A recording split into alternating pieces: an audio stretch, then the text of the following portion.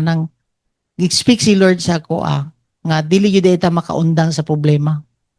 Wala jud problem nga undangan ni Lord sa ato. And kato gilid ko ni Lord kay wala pa man tanaw man sa tanan nga gipang tudlo ni Jesus Christ sa Matthew. And kung basahon ninyo, no, sabto na to ni Matthew 13 verse 51. Si Jesus Christ niya na siya. After niya nagsulti og mga parables, niya na si Jesus Christ, have you understand all these things? Tapos gitubag sa mga disciples sa iya, they said to him, yes. So si Jesus Christ ano nga tanan, nasabtan ba ninyo ni tanan kaning mga parables na kung gi-share? Ang giingon nila, mga disciple is yes, yan na siya. Tapos pag-abot sa 52, and Jesus said to them, therefore, yan na siya. Every scribe, siya to, ayaw mo pagkuhan na, pag social media sa. Therefore, every scribe who has become a disciple of the kingdom of heaven is like a head of a household who brings out his treasure things, new and old. So, niya na siya, okay, kung nasabtan ninyo niya na siya, therefore, every scribe kailangan mahimo siya nga disciple. So, kita, no, ang scribe manggod is mo ni siya ang ginagamit niya ang iyang mind para ma-understand niya ang scripture. O na nga naatay training para makasabot ta og scripture. Mubasa mo sa pulong, naatay family meeting para masabtan ninyo ang scripture. Tama? Scribe ang tawag ana. Gigamit nimo imong understanding para masabtan nimo ang scripture. Therefore, niya na siya, ang scribe, kailangan siya, mahimong disciple, niya na siya sa 52, tama? Therefore, kung nasabtan nimo, nahimo kang scribe, kailangan jud ka mahimong disciple sa kingdom of heaven, tama? So, dili lang di ay kutob nga nasabtan nato dinhi, nasabtan nimo ang pulong, kailangan di ay nato i-apply, i-obey. Kaya ang disciple man God, he is able to obey ang iyang gi-understood. Paano niyo? So kung nasabtan nimo ang pulong, kailangan nimo i-obey. Mao gani na nga kailangan jud mo mapilog training para masabtan ninyo ang scripture para naamoy i-apply, i-obey. Kay ang disciple is nag-apply or nag-obey sa pulong sa Ginoo, tama? So have you understood these things na Jesus Christ? Yes, scribes na mo. Pero dili lang mo kutob nga scribe niya na Jesus Christ, kailangan ninyo mahimong disciple, which is i-obey ninyo ang nasabtan ninyo. For example lang, ang previous verse like for example sa Matthew 13:44, kay naamata sa 51 nag-start. The kingdom of heaven is like a treasure hidden in the field, there is Jesus Christ, which a man found and hid it again. And from joy over, it goes and sells all that he has and buys that field. So, tanawon ninyo, ang treasure din is si Jesus Christ. Tama? He sold everything to buy a field. Pasabot nga kung nasabtan nimo ni nga ang treasure si Jesus Christ, unsaon nimo pag-apply? Willing ka i-give up tanan para sa Ginoo. Mao nay pasabot ni Jesus Christ. Kung nasabtan nimo nga ang treasure is si Jesus Christ, you are willing to give up everything what you have understood. Tama? Then, ang another na parable yung gingon diha, Matthew 13:45-46. Again, the kingdom of heaven, before niya ito gisultiha, nga mahimo kang scribe, pero dapat mahimo kang disciple. Again, the kingdom of heaven is like a merchant seeking fine pearls. And upon finding one pearl of great value, he went and sold all that he had and bought it. So, nasabtan nato diri nga, ang nasabtan niya, or nasabtan nato, nga si Jesus is the pearl with great price. Tama? Ang application, same. Willing ka to give up everything here on earth in order to have Him. Nakuha na niyo, sa ato pa, kailangan ta mo pay the price para jud ma-experience nimo ang kingdom. Ang tinuod na kingdom sa Ginoo. Application nato. Tama? So, importante jud kaayong ma-apply nato ang ato ang na-understand. Tama? If we become a disciple, what we experience in applying this principle will become a treasure. Kaya maggingon diri sa Matthew, balik ta sa Matthew 13. Tawan ninyo ha? Matthew 13 verse 52.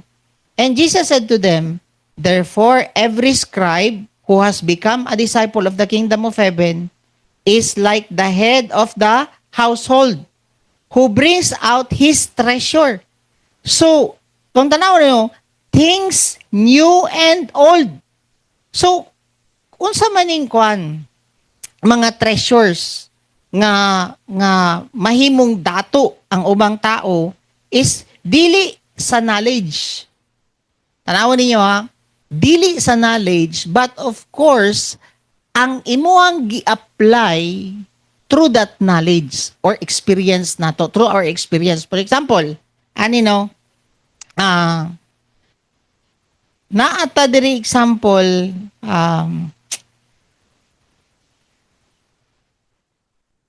so, mahimong kwan, kini nga, these treasures we can make other people rich. Ako isulat rin.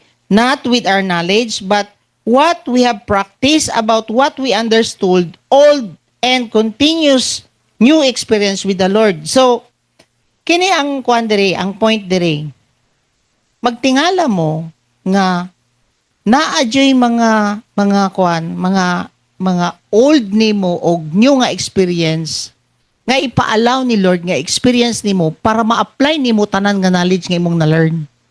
Kay kung puro old lang ang imong testimony, backslider day ka. Mantog ra di ay niana siya diha from old, balik nimo sa verse sa kwan sa diri sa 52. Therefore, scribe, so nag-train na ka, nasabtan nimo ang pulong, mahimo kang disciple, i-apply na nimo, tama? Kung ga-apply na ka, mahimo kang leader sa household, mahimo kang leader na, tama? Mga leader na gani mo no, ga-apply mo sa inyong na-learn. Then, tanawan ninyo, who brings out treasure. Kini diay nga mga experience nimo, nga gi-apply nimo ang pulong sa Ginoo, mahimo diay na nimong treasure. So, magtingala mo, i-allow ni Lord nga magka-problema mo sa health, para kana nga experience nimo sa health, nag-apply ka sa pulong sa Ginoo, mahilo na nimong treasure. Dili baya kay nanglan sa mga tao is ang knowledge. Kung dili baya is ang strength nga gikan sa imuhang experience. For example, moana ka nga, si Cathy, nanginan lang siya dugo. Tanan na lang ipang tawagan sa tuwa na ay time nga murag dugay kayo, matubag ang iyang ginapangayo. Pero kato nga time, nag-pray pod si Cathy, even sa iyang family. Magtingala ka, ang first nga batch sa iyang dugo na provide. Kato nga experience niya sa iyang faithfulness nga mag-pray kay Lord, nahimo to niyang treasure. Pag naapoy disciple karon nga nagka-problema dugo nga interest sa iya, maupod to ang iyang mahatag nga treasure. Mag-pray ka kay maupo na akong na-experience. Ako ninyo? Ang imuhang experience, mauna ang imong mahatag dito sa iya, dili ang knowledge. Mauna niya na si Jesus Christ, ang scribe mahimo ka dapat nga disciple. Dili lang di ay puro head knowledge. Kay dili gusto ang mga tao nga tabangan nimo o kanang knowledge lang. Kailangan na-apply jud nimo ning imong knowledge. Mo na nga for example, i-allow mo ni Lord nga mag-go through mo sa finances, niya ipit na kay mo, grabe kay mo ka ipit. Then magtingala ka, i-allow ni Lord nga naipit ka para when you pray, nag-pray ka, then somebody nga nag-help sa imo, nasulbad din yung problema, wala man jud mo yung problema nga wala na nasulbad. Tama? Kay di ay na-purpose si Lord. Basahon nato diri sa kwan sa 2 Corinthians chapter 1 verse 3 to 4. Basa. Blessed be the God and the Father of our Lord Jesus Christ, the Father of mercies and God of all comfort. Tanawan niyo ha. God of all comfort. Unsa gani pasabot sa fourth strength? God of all strength. Tama? Who strengthen us in all our problems. Tama? So, si God, mo strengthen siya sa atoang problema. Nakuha ninyo? Then, so that we will be able to comfort who are in many problems. Makita ninyo? Ang help ni Lord available during your problem. Mao na nga i-allow di ayta ni Lord makaproblema mo mag-asawa. Then kana nga treasure nga na-learn nimo nga grabe nagpaubos lang ko, nag-forgive ko sa ako ang asawa, na-restore me. Tama? Na kay disciple karon nag-away. Alangan nga basahon lang nimo ang scripture wala nimo gi-apply. Mo na nga moingon ka, kabalo ka ang himuon ra jud nimo is magpaubos. Then, i-bless ni mo imong wife, i-bless ni mo imong husband. Magtingala ka, nahimo ni mong treasure, nga nahimo ni mong rich ang uban tungod sa treasure nga naa sa imuha. Mo di pasabot niya kaganiya. Muna nga, old and new nga experience, ihatag ni Lord. Muna nga, non-stop di ay ang problema, Lord, no? Kay old and new man ang imong giingon didto. Na kay old nga testimony, mo na nga dili pwede nga ang old nimo permanente ra nimo nga gina-share. Ako tong una, ani adik ko, ako tong una, mo niya ako. Tong una, wala na to. Kay katong old nimo nasapawa naman to ni Jesus Christ. That's why si Jesus Christ na magpatigbabaw. Unya karon kay na naman po yung mga bag-o na pod. Mo nagtingala ka tong una mo niya akong kwan pero grabe kay si Lord. Wala ko ilang gihimo, nag-RW ko, ni-go through ko sa process, nahihinay, nag-training ko, naka-learn ko, na-apply na ko ang pulong sa Ginoo. And right now, mauna po niya ako ang mga gipang go through nga maka-help na pod nga mahimong reach ang uban. Without trials and testing, walay comfort. Kaya ano nyo? Kay tong una, ang pag-minister ni Lord is through prophets. Mustorya siya sa mga prophets, Moses, Elijah, tinan ninyo, most storya siya dito. But right now, ang pag-speak ni Lord is sa blessed be the God and the Father of our Lord Jesus Christ, the Father of mercies and God of all comfort, who strengthen us in all our problems. So that, pinagi ana nga mga problem, we will be able to strengthen those who are in any problems with the strength nga gihatag niya sa atua. We ourselves are comforted by God. So clear kaayo nga pinaagi di ay aning mga problema nato, makadawat nimo ang help ni Lord para kana nga pag-apply nimo sa imong na-learn nga pulong, mahimong treasure nimo, and at the same time gamito na nimo nga treasure para mahimo pong rich ang uban. Amen. So non-stop yun ang problem nato. Tingala ka, problem nimo sa imong bana. Pagka-overcome nimo sa imong bana, sunod na pud sa health. Pag human mo overcome sa health, i-go through na pud nimo ang maigsuon nimo nga problema. Pag abot sa igsuon nimo problema, papa na pud nimo ug mama nimo nga problema. Pag human sa papa ug mama, anak na pud nga problema. Pag human balikan na pud ka sa imong kwan, batasan. No, para sa mo no? Tanan gi-go through na mo, no? Katong si Pastor Mark. Habang ka-share siya dito, Pastor Mark. Grabe kay akong gi-go through ano siya. Gi-almoranas ko, dili ko kay kwan. Na iyaha kay pila lang kaadlaw. Ako 2 months. 2 months nga almoranas. Niabot ang time nga dili na ko kalingkod sa sulod sa pick-up. Ang akong gihimo, hihigda ko sa likod sa pick-up habang nagagbiyahe migi kag Jinsan. Tapos gipatong na ako akong tiil sa likod sa pick-up para akong lubot. Dili mo patong sa lingkuranan kay hapdos kayo ma-feel na ako ba? I-go through po ni Pastor Mark karon no ara ko. dagan-dagan pa jud ni siya i-go through pod para mahimo jud niya nga treasure and para maka-strengthen po siya sa lain. No? So, guys, wala mo'y lain tabangan. Wala mo'y lain nga kuwaan og strength is when you suffer, i-apply ninyo lang ang inyong na-learn.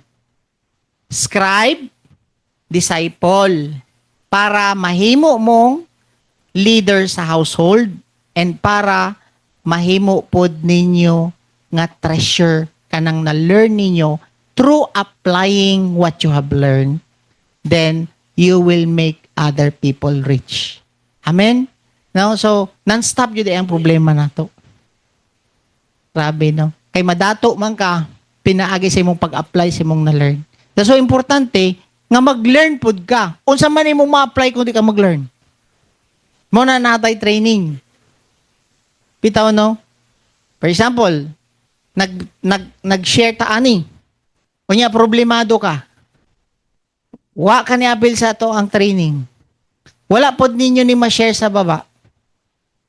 Ang tendency mag-doubt ay inyong mga delegates, ay inyong mga disciple.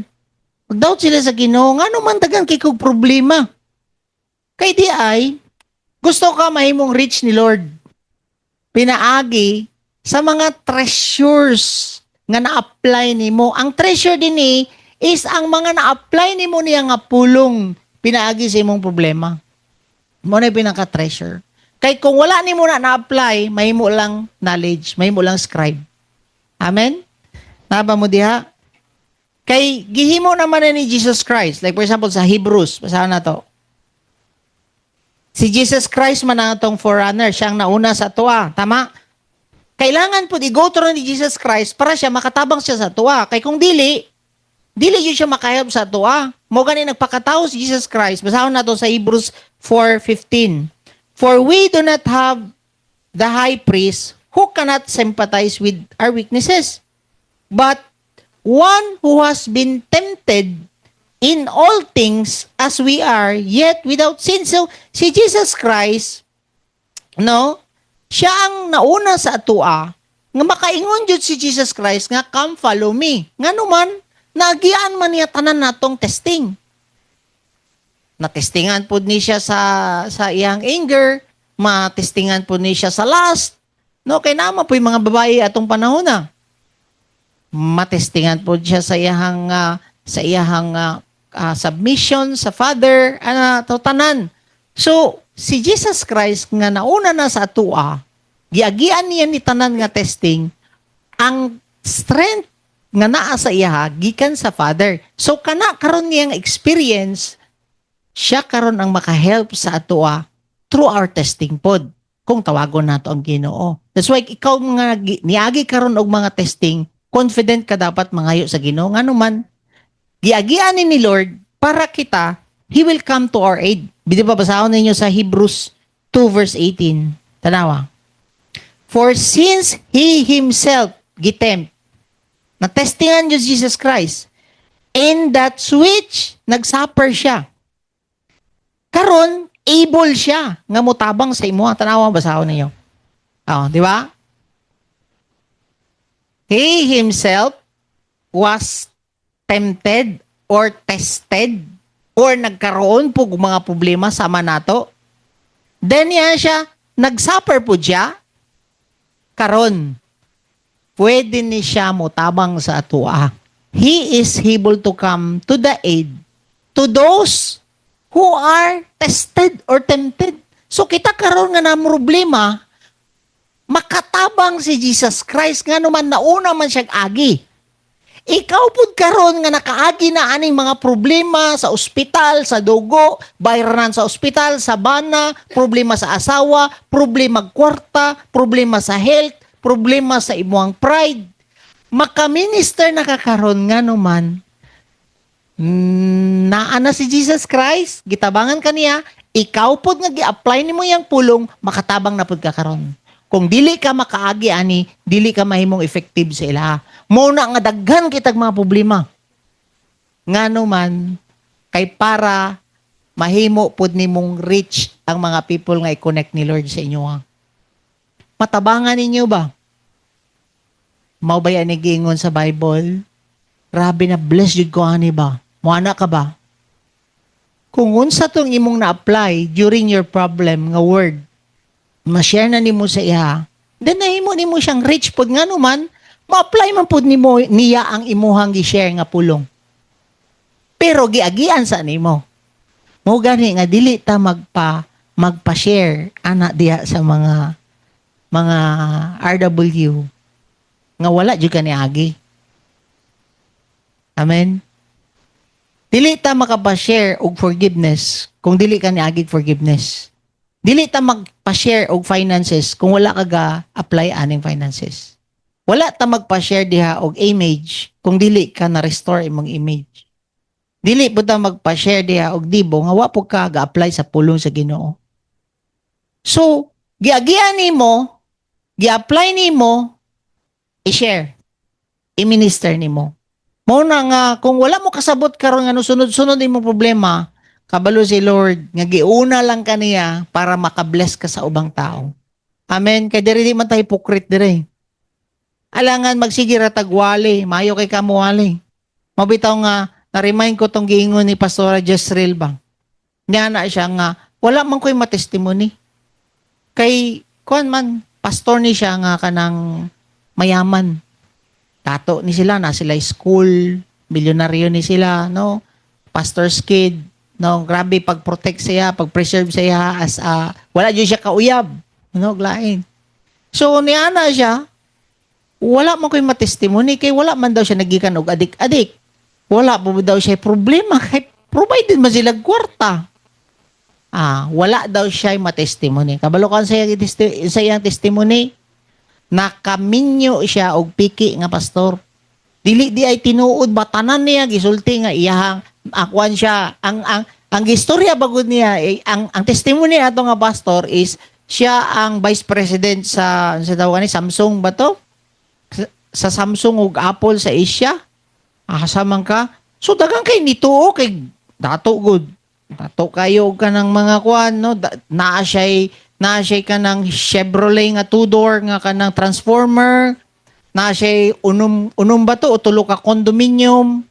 Tapos naa siya Subaru. Naa pa siya regalo lang sa mga company niyang gipang repair ba.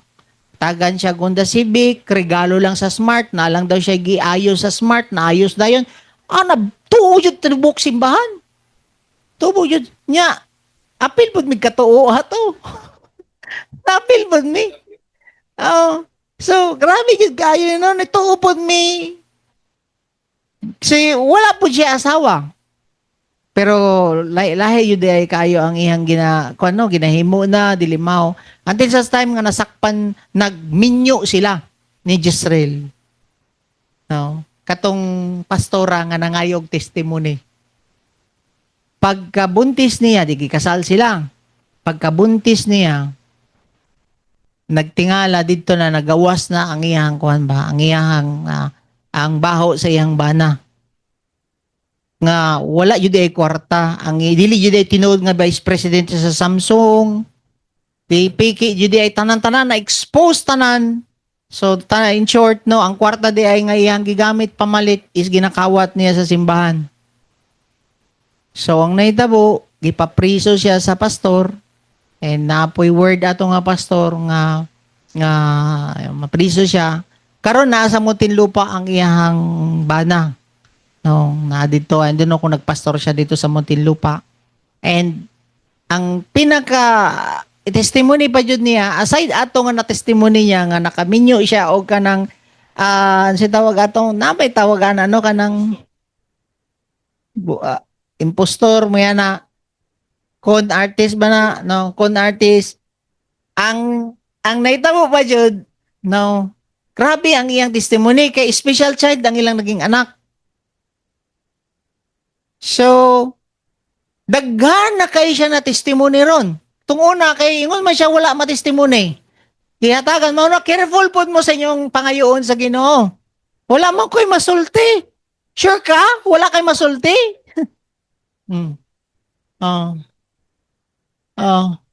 I-share jud mo? Wala jud may ma-share? Oh. So, ah. So, maya na ba? Nga, glorify ni Lord ninyo ang inyong kinabuhi i-glorify ninyo ang kinabuhi ni Lord sa inyong kinabuhi. Amen? Kaya wala ba ka share ako ang asawa, pa-shareon po na ako ni. Ato lang ni Tiwason karon, no? Nga, sayang gingon? Hebrews 2 verse 18, no? He can run, he is able to come to aid to those who are tempted. Ang Ginoo available nga mo strengthen o motabang sa imuha kay nga naman na overcome naman niya tanang testing nga imong giagian karon. Ikaw pud karon nga gitabangan sa Ginoo, gi-strengthen ni Lord, capable na pud ka mo run to aid to those who are tested. Nganong i-test mo sa last, i-test mo og babae, kamo nga mga lalaki. Ngano man, para kung naapoy mga lalaki pod nga i-entrust ni Lord sa inyo nga mag-go through ana nga mga last, kabalo na pod mo unsaon pag-minister. Amen? Nganong i-go through mo problema sa inyong mga anak. Ngano man, kanang inyong mga testimony karon giunsa ninyo pag-overcome o giunsa ninyo pag-apply sa word sa inyong mga anak, maka-strengthen pod mo sa mga pamilya nga napoy badlungon nga anak. Ana po na. Nganong gi-go through mo grabe kaayo nga mga testing sa finances para kita pod maka-strengthen pod ta to those people nga nag-go through finances. Wala joy relax yu diri kay nga clear man kay ni Lord diri sa basa ibalik daw nimo diri sa Matthew 13:52. Nariyan ko diya. Matthew, kaniyaw, nariyaw. Who brings out his treasure. Ang pag-apply nimo sa word during your testing, sa old and new nimo nga experience, sa ato pa, continuous dapat ang mga testing. Kay kailangan man na nimo i-bring out ka na nga treasure nga gihatag ni Lord. Dili pwede nga wala kay bag-o nga testimony. Asa na, bago na po datong testimony, grabe ka na sila Pastor Mark, anang gigutor nila sa ilang mama, mahimo ito nga testimony. Ako grabe yun kayo, mga na sila, no, dalos, surrender na ko sa kumama.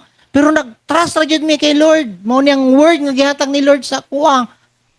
Kau, kung ka na imong gigutro karon, I believe, no, i-apply lang ni mo ni, tuwan ni mong Ginoo, you trust the Lord, no, magtingala ka. Kaya kabalo ba mo, like for example, daghan man tag ka ng mga kauban nato diri nga nga buang. No, na ay mga nawala yun sa sarili. Kana jud makakita yun mi diri nga kanang mga nabuang jud. Pero kato na experience na ako sa iya nga tan-aw na kumuron sa maning. Wala naman di pag-asa, kanang kaning ang lie sa enemy walay pag-asa. Pero nag-trust ko kay Lord nga na spirit behind ani. Kailangan siya nga ma-bind and ma-cast out ni siya nga yawa para ma-restore ni siya. Maupod akong ginagunitan permanente kay na-restore man ning mga nabuang tunguna. Sumuna nga kung naaman tay mga disciple karon nga murag magduda ano unsa man ni kuan naman ni siya pastor ana dili di yug ka mo doubt ana kailangan ka mag-trust kay Lord maka-minister ko. Simple karon didto sila may can minister to them nga naay spirit behind ani nagunit aning inyong mama. Kailangan lang jud siya mahil, i-love nimo ni siya, padayon niyo support ani, you pray, i-love ninyo, i-bind ninyo ka na nga enemy, i-confuse nimo kay na-learn ako atong kay Charles Spurgeon nga naay isa ka demon possessed no nga dili siya ka minister, sultian niya dili jud mo tuo. Same. Kung mag-counsel ka, na-remind ko nga dili ka maka-counsel sa yawa. Magtando-tando lang ang yawa. Magpaluiloy lang ang yawa. Pero, ilangan dyan mo i-cast out in Jesus' name. So, diyan na po magdaog sa imong pagtuo. Mo to nga, kato siya, mo yung ko sa ila nga, kana i-bind lang na siya, malipong ran ng yawa na, ato ang i-command nga malipong, which is maupod ang gimo ni Charles Spurgeon, no, nga iyang gi-command nga ang yawa malipong, tingala ni balik ang lalaki nga nahimong normal nga naman, maski wala na siya gastorya, nalipong na diyang yawa ug nihawa na. No? So, kana nga mga experience nato, mahimo natong treasure, then mahimo nato sila nga mahimo pong rich ba? Kana nga mga treasures nga gihatag. So, never underestimate kanang mga problem ninyong gi-go through. Unsa? Atagi kog strength, Lord, so that I can strengthen others. Mao may gingon dito sa Bible sa 2 Corinthians. Now let's pray. Heavenly Father, salamat sa mga testing and trials na imong gihatag sa amoa. Kay dili jud ay ka mosugot, Lord, nga mahimo laming scribe or nasabtan na mo imong pulong. But Lord, you want us to become disciple or ma-apply na mo or ma-obey na mo ang imong pulong, Ginoo. For us, Lord, nga mahimo ming head sa household, mahimo ming effective nga leader who brings out your treasure. Ngay mo ang gihatag sa mga true application sa mga word na mong na-receive sa among mga problems nga among gi-go through. Things and old, new and old, Lord, nga mga experiences namo. Mahimo yun namo ni nga treasure. Pinagi aning mga problema nga among gi-go through, Father. And Lord, nahimo jud kang example for us nga niagi jud kag testing sama pod sa mga testing na among nagian karon. And mas grabe pa imong gi-suffer, Ginoo, than us. And you are able to aid, willing jud ka and available ka nga motabang sa amoa because nagian naman nimo. Tabangi mi, Lord, strengthen us nga dili mo mag-give up, Ginoo, sa mga problems namo. So that mas maging effective me in ministering to others and making them rich, Ginoo, through the treasures or through the experiences na among gi-apply mong word sa mga problems nga among giagian. Thank you kaayo, Lord, sa imong pulong tonight. We love you in Jesus' name. Amen.